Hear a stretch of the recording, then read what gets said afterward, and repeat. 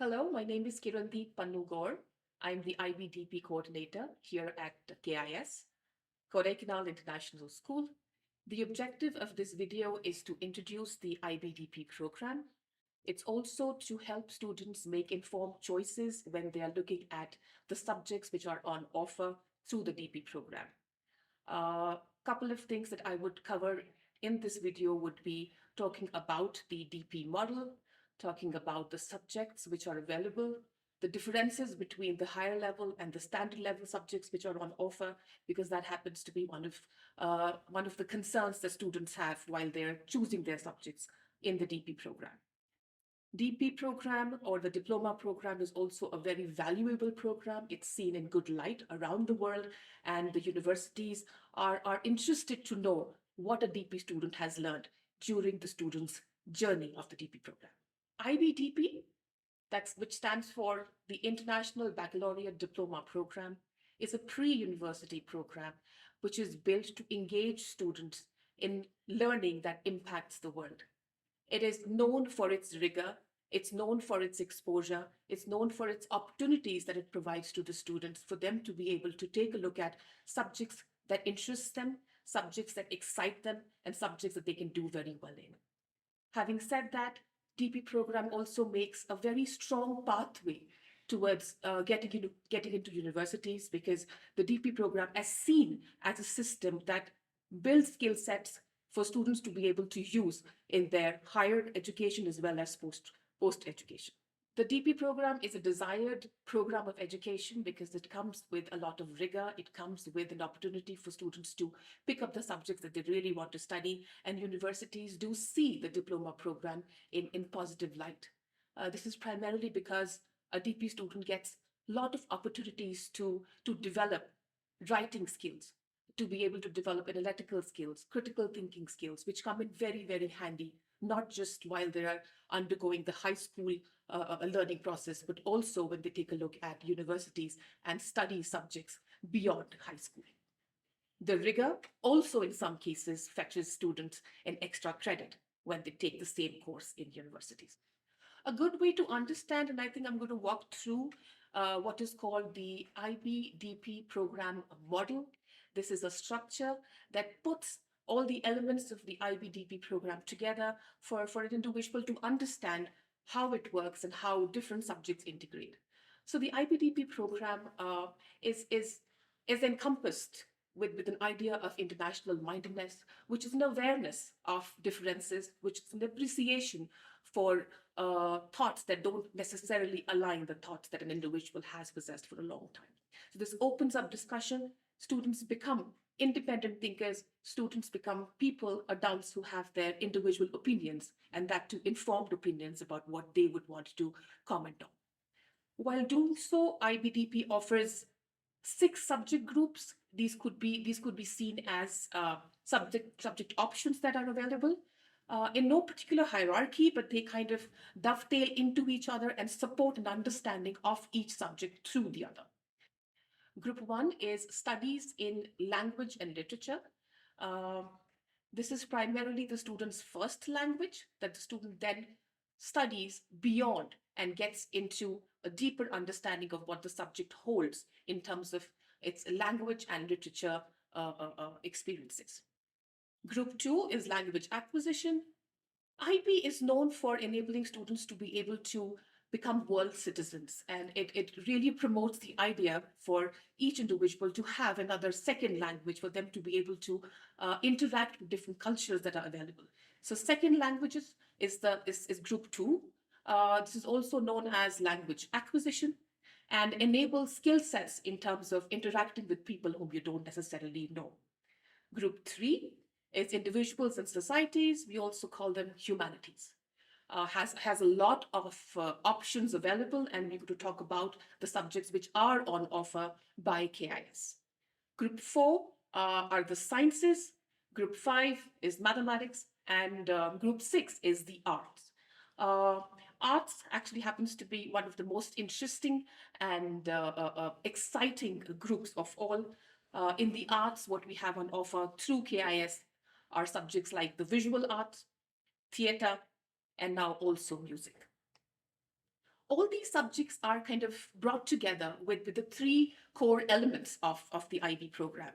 The first being the extended essay, which is an academic piece of writing. It is something that a student chooses to write 4,000 words on based on scholarly research that student has done.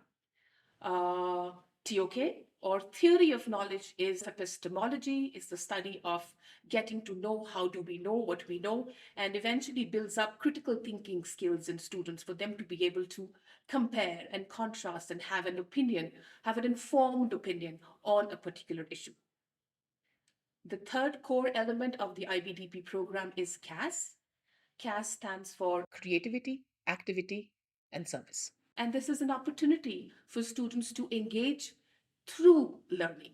This is an opportunity for students to learn through experiencing different avenues of learning through doing things.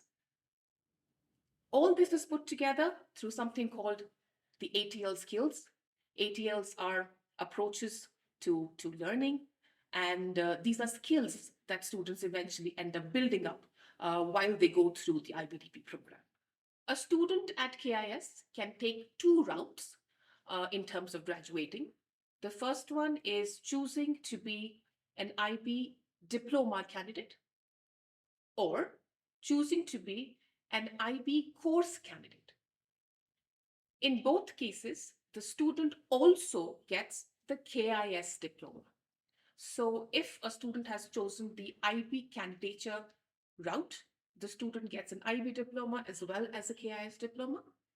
And should a student choose the course candidature route, in that case, the student gets certificates on various subjects that the student has picked up as their IB certificates, along with which they would also get the KIS diploma. The IB diploma program at KIS offers a variety of subjects that spread across all 6 subject groups. When a student is deciding to choose the subjects, the student decides to pick up one subject from each subject group. However, group 6 is a subject group that a student can skip, and in that case come back to either group 3 or group 4 to choose the 6th subject. So bringing it all together, the IBDP program has 6 subjects, 3 high level, 3 standard level. Subjects have to be picked up from all 6 subject groups. Should there be a student who does not want to pick up a subject from group 6, they can pick up the 6th subject from either individual and societies or the sciences to make a combination of 6 subjects along with theory of knowledge, extended essay, and KAS. It's very understandable for students to be considering which subject should they be taking at a higher level and which subject should they be taking at a standard level. This is something that generates a lot of anxiety, primarily because it's dependent on what the student would eventually be doing later on. A good way to kind of evaluate which subject would be your high level and which subject would be your standard level would be an understanding of how different these levels are. The first factor that differentiates between a high level and a standard level subject is the number of hours. So a high level subject would require 240 hours of teacher and student contact time. A standard level subject would require 150 hours of student and teacher contact time. Having said that, the external assessments or the exams are slightly different as well. A higher level may have more components that get assessed, and standard level may have fewer components that get assessed. The difference also lies in terms of the rigor, in terms of the fact that higher level subjects would require coverage of a wider range of topics. These topics would have to be learned in greater depth. The assessment would run from not just knowledge, but move to application and evaluation, and eventually providing a judgment on what you have learned. Standard level is also rigorous. However, since the number of topics covered are relatively less, it becomes something that is slightly more manageable should that be your interest area. Towards the remaining section of the video, it's important to talk about the best way to choose your higher levels or standard levels, or the best way to choose a DP subject should you be wanting to do the DP program. The first parameter is that the student would do well should the student pick up a subject that the student is interested in. At KIS, we promote student agency, and we appreciate the choices that students make because they themselves know best what they would be able to excel in. So take a look at what you are interested in, take a look at what inspires you, take a look at what excites you, and choose the subject accordingly. The second way of how you can choose your subject would be to have a deeper conversation with the careers counselor and then work backwards. Take a look at what you would want to do post finishing high school. Take a look at the universities you would want to go and study in.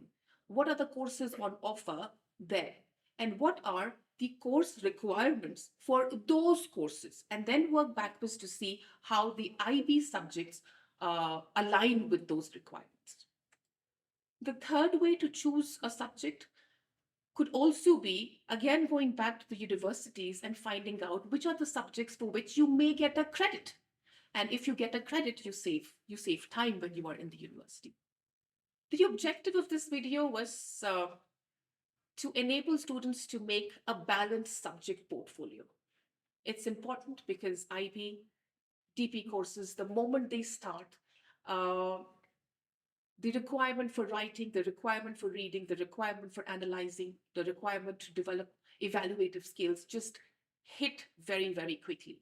And if there is a chance wherein a subject that is chosen doesn't really fit the bill, that's when the student feels very uncomfortable with the choices that they've made, which requires the student to then change the subject. And at KIS,